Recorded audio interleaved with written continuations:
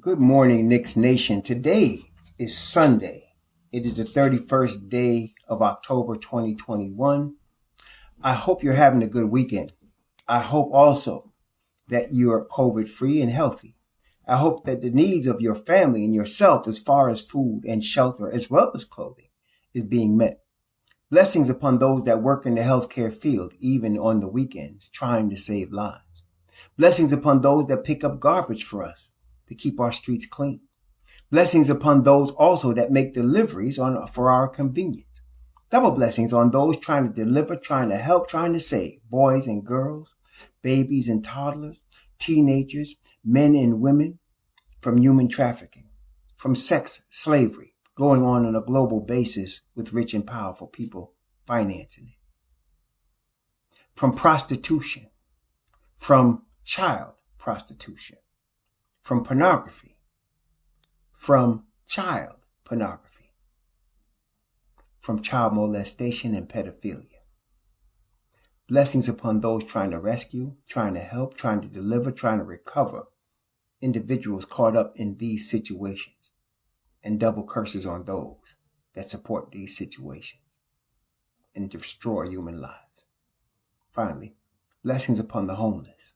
600,000 men, women, and children, including veterans, on the streets of the United States of America, and millions around the world in worse conditions. Blessings upon them, for theirs is the kingdom, and blessings upon those that are trying to help. Special edition today, we're going to have a really robust calendar going forward because the Knicks played a basketball game last night. And at this point, you're going to see a game every other day for a week. So they played New Orleans last night. Starting tomorrow, they're going to play Monday, then Wednesday, then Friday, then Sunday, and then they have a back-to-back next week from Sunday and Monday. So it's a very vigorous schedule coming up for the New York Knicks. So it's a very good thing of what they're doing now. And speaking of what they're doing now, they went down to New Orleans and won their third straight game.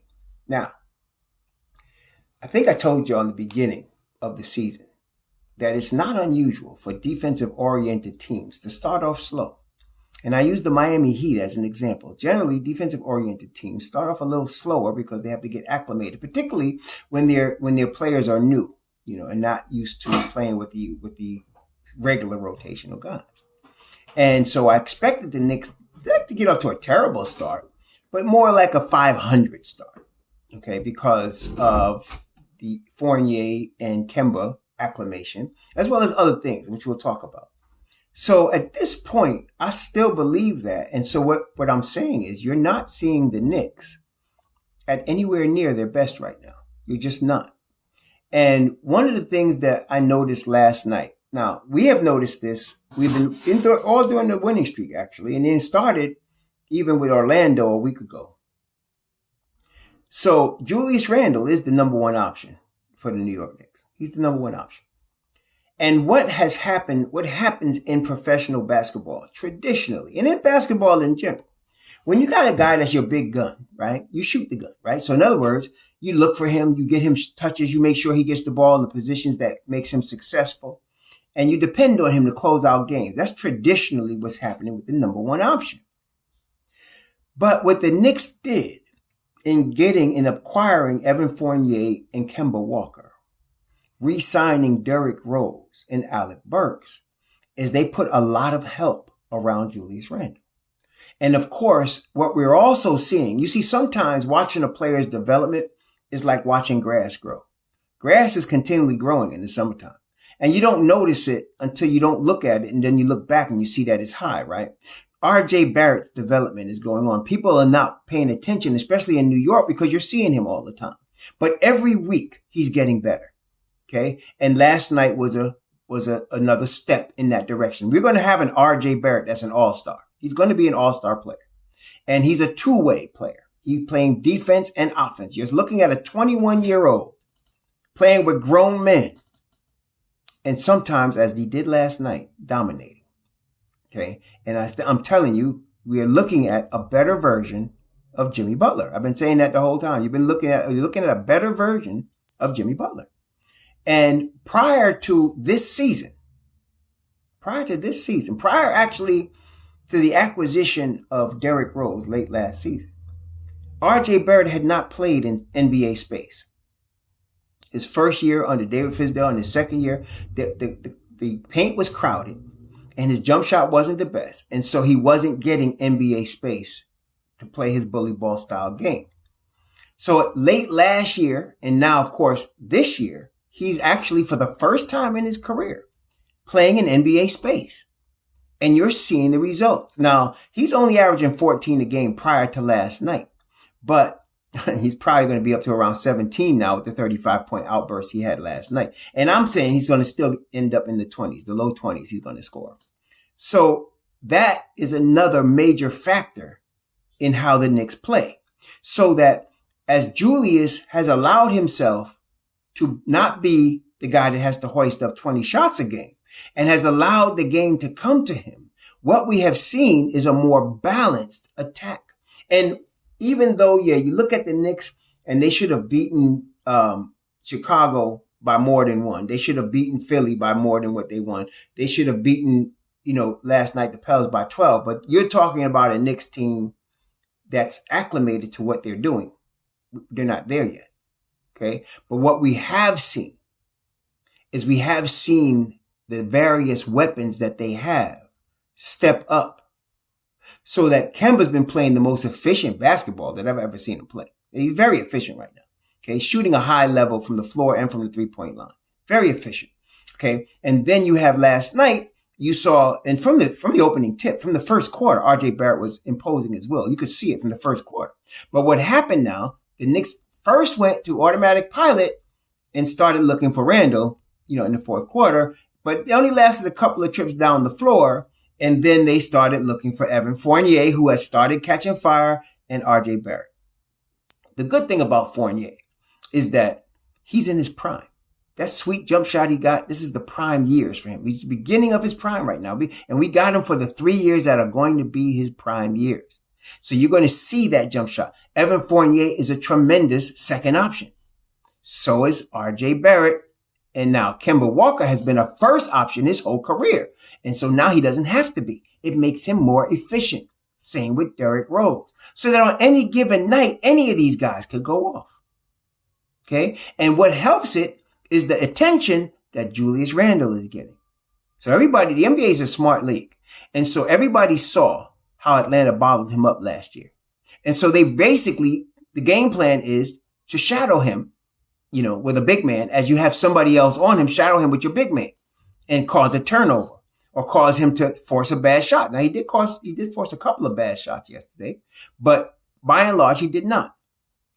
That's not the big problem I had with Julius Randle yesterday. I want him to keep doing that. Let the game come to him. I want Kemba Walker to be aggressive, continue to do that, because it's going to open up for people like Evan Fournier and Mr. Rowan, RJ Barrett. So you want that to continue.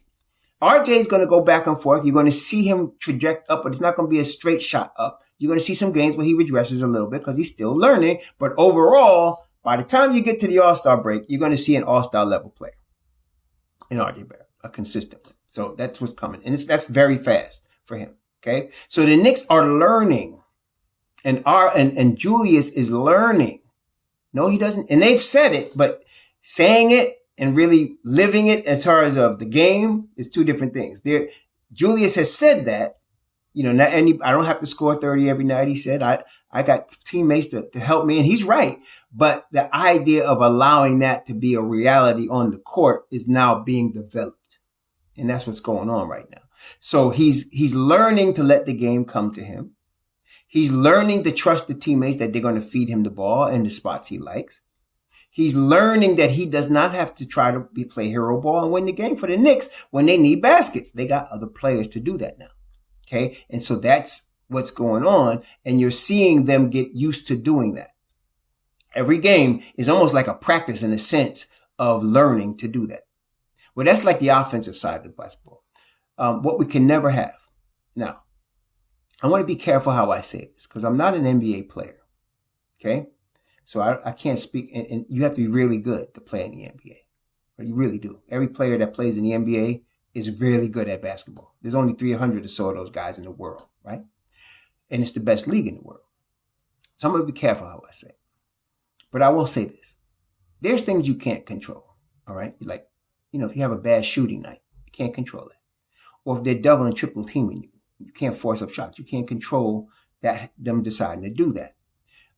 But one thing that you can never do, in my opinion, is jog up the court on defense while your man is sprinting.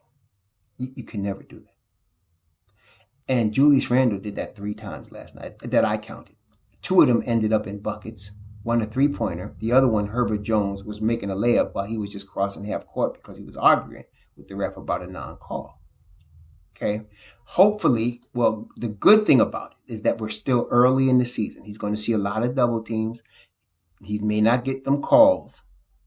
And he's got to stop doing that. The second thing is, if there's a coach in the NBA that can nip that in the bud, it's Tom Thibodeau. So that's the good thing about that. He has to sprint back on defense every time. They will make you pay. As New Orleans, which is not anywhere near a top-tier team, they were without Zion Williamson and Brandon Ingram. Any team in the NBA will make you pay when you want to saunter back on defense because you're arguing with the referee. So I believe Tom is going to have a conversation or would have had a conversation with him last night about that because Tom doesn't wait on those things.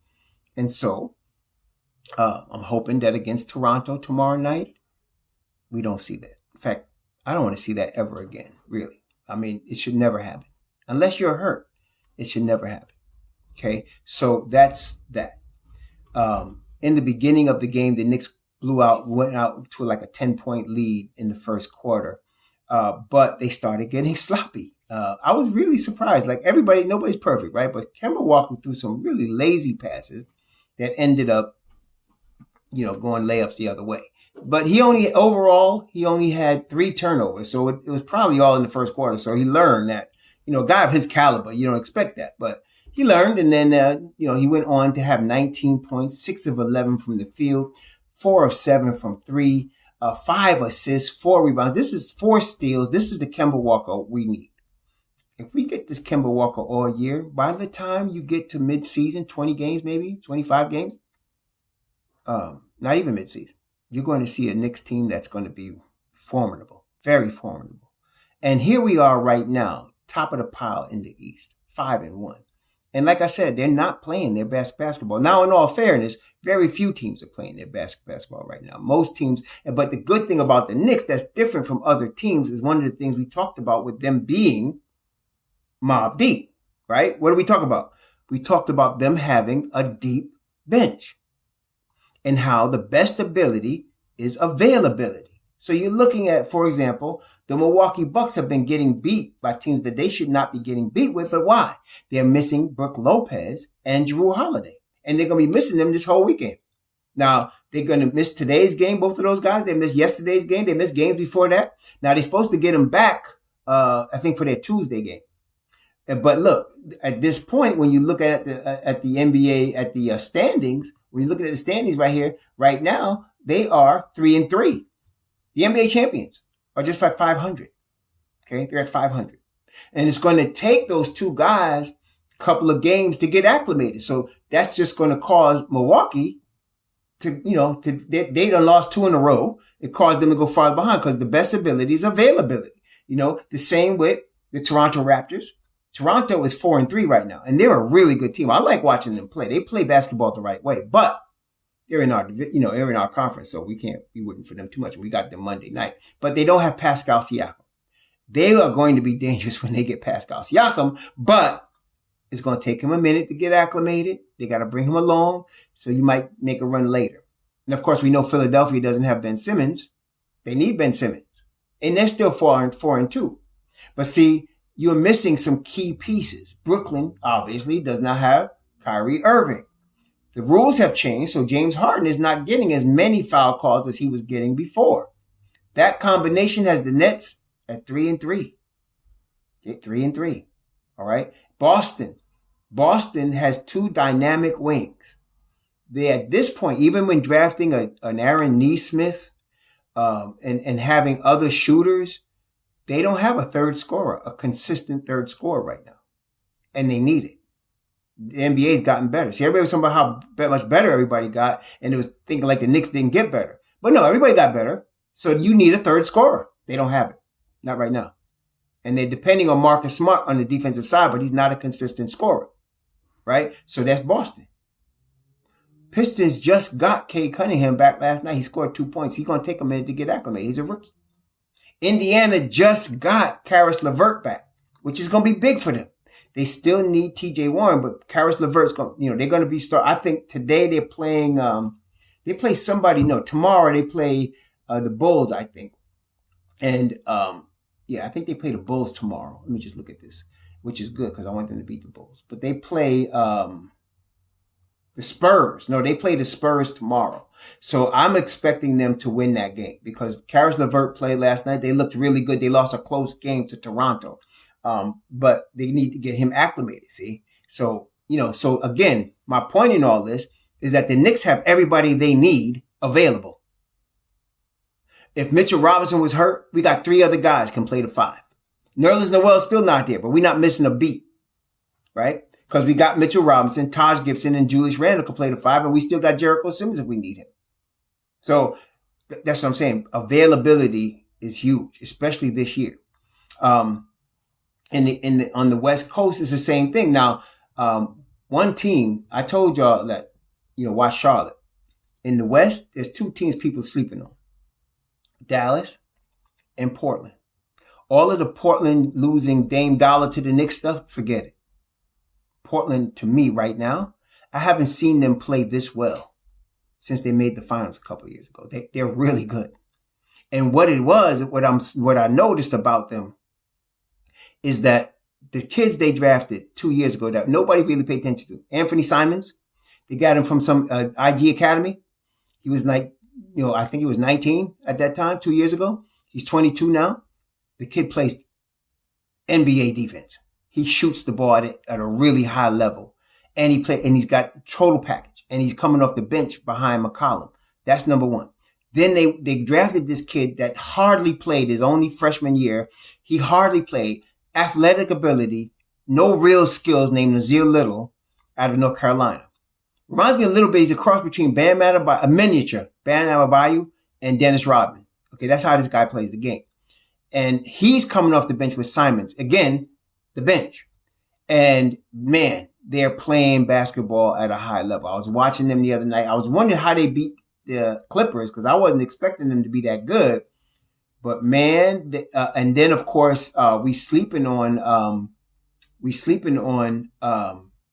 Chauncey Billups. Chauncey Billups brings a defensive energy to the court, right? He did that when he played, and he's doing it now with that team. So, Portland is going to be a tough out. I wouldn't sleep on Portland at all. They beat the Grizzlies. They beat the Clippers. They lost to the Clippers and beat the Clippers. They beat the Suns. They win some big games, right? They started off slow. But I think they're going to be coming on like gangbusters pretty quick. And we got to play them soon, I think. So, there's teams that's good. But the Knicks are also not at their stride yet. And that's what's good about what's going on right now. So they're winning games. And that's the key thing. When you're not your best and you're still winning games, that's really good. Okay? They're not their best right now. And they're still winning games. Wait till they get acclimated with each other. Wait till all of the things that's in Julius Randle's head get straightened out, and he realizes, let me not force this game. Even if I make 10 points, we're going to win. One thing we did need from Julius last night that we didn't really get, I really think it was a aberration. We did not get the rebounding that we normally get from him. Last night, they out-rebounded us, and one of the reasons for that was we didn't get really the production on the board that Julius normally gives us. He got 6 rebounds last night. Julius is averaging 12 boards a game. Okay, so he got 6 last night, and so that was a bit, under. I'm not even worried about his scoring as much because Julius has always been a tremendous rebounder and going to another level. So I want to tell you, we're going to preview the Raptors game tomorrow morning. But I'm expecting a breakout game from him tomorrow against the Raptors. And it's not the good team for him to do it because he struggles against length, and they're all length. The Toronto, they're all length, right? But I'm expecting him to break out tomorrow. So we're going to see what happens. And so we'll deal with that tomorrow. But today we are celebrating. We have 3 straight wins. They're 5-1. They're at the top of the pile in the East. You had last night, you had 5 players. No, you had 6 players in double figures. You had led by RJ Barrett's 35, 19 for Evan Fournier, 19 for Kemba Walker, 13 for Taj Gibson, 10 for Alec Burks, and 10 for Julius Randle. You had 7 players in double figures last night. It was tremendously efficient. Tremendously efficient. That's what I'm saying. That's what I noticed. And they, if you look at the stats, they out-rebounded us 43-37 last night. We had too many turnovers. We had 12, and I think that's too many. They shouldn't have had that many. We shouldn't have that many. But even with that, because of the tremendous efficiency that they showed offensively, and they showed just enough defense to get stops when they needed them, we in good shape, y'all. The Knicks are in very good shape. They really are. So we're playing Toronto Monday. Can't sleep on them. They're really a good team. They're missing Pascal Siakam, but other than that, this daggone Scotty Barnes. That's what somebody was asking me prior to the draft. If they were, what player would I trade in the draft to move up for? Because I didn't believe in moving up in this draft. The reason I didn't is because there were just so many good players that it's like a gold mine. I told people it's like a gold mine. Just put your it's a gold rush. Just put your can in there and you're going to get a gold nugget because there were so many good players. But I said I would move up for Scotty Barnes. Not only y'all know how I feel about Florida State kids, under Leonard Hamilton, but this guy, and he's showing, he is really good. I mean, all over the floor and scoring much more than even I thought he would. So this is not going to be an easy game tomorrow, which is good because the Knicks won't take it lightly. Right? They're going to come to play. And they're playing in the Garden, and they got a rough schedule coming up. So they got to come to play and win this game. So let's see what happens. It's going to be another good test for us because I think, probably after the All-Star break, whenever Siakam comes back, give him about a month, and they're going to make a big run because they're a good team. They're really coached well. They play defense. They're really good. They're just missing that one piece who's not available, right? But this is a good test for us. So we'll see what happens. We're gonna be there tomorrow morning with a preview of this game. But the Knicks beat the Pels in New Orleans. They did it with efficiency. They had 7 players in double figures. Yeah, they could. It didn't look as good as we wanted it to. But remember, the Knicks have not hit their stride yet. This is still early part of the season. They haven't hit their stride yet on the defensive end. They haven't hit their stride yet on the offensive end. They're still developing. Okay. You won't see that for about 20, 25 games. You'll see that. And that's going to make them scary. That's what I'm saying to y'all. So, enjoy the rest of your weekend. Be safe out there today. Be careful. Enjoy. Shalom.